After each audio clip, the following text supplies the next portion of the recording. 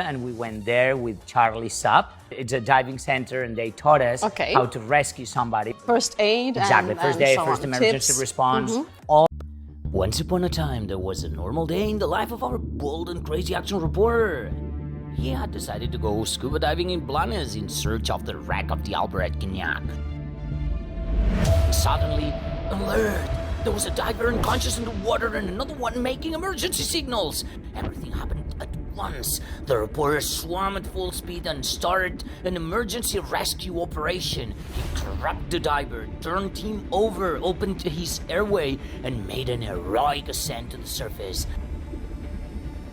Once at the surface, he checked to see if he was breathing and called for help.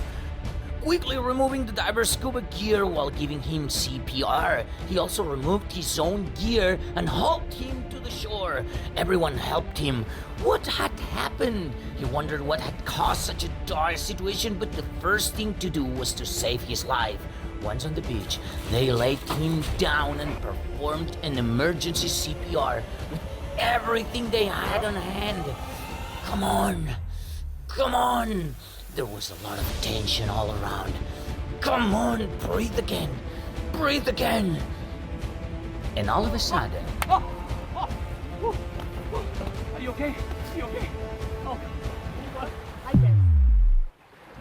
It had all been part of an open water rescue exercise. He had accidentally interfered. Well, after that epic fail, he decided to learn more from Charlie Lopez and Minerva Bedmar, the owners of Charlie Sup, a dive center in Pineda de Mar, which has been around since 2019 and functions as a diving club as well as a scuba diving school. Since he did a pretty good job of saving the man's life, they decided to teach him how to do it, but properly.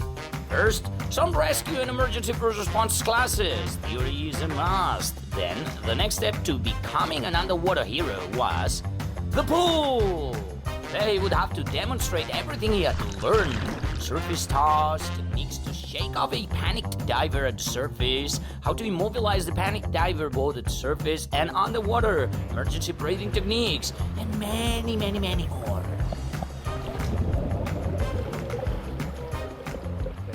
When they considered him ready, they decided it was time to head out to sea. There he would have to demonstrate all his skills again.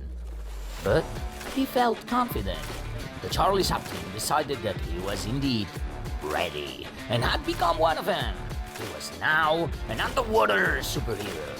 After so many tests, he could finally get back to where he was, diving around Blanes in search of the treasures of the Albert Cognac wreck, the fuel tanks, reefs, chests, but also the cannons of an Italian pirate ship buried in the sand. And not only that, more eels, octopuses, and even a sunken Cagatio.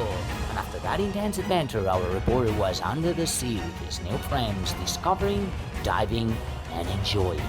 Snip, snip, now. This tale and this season of the Weeklymag is almost all out.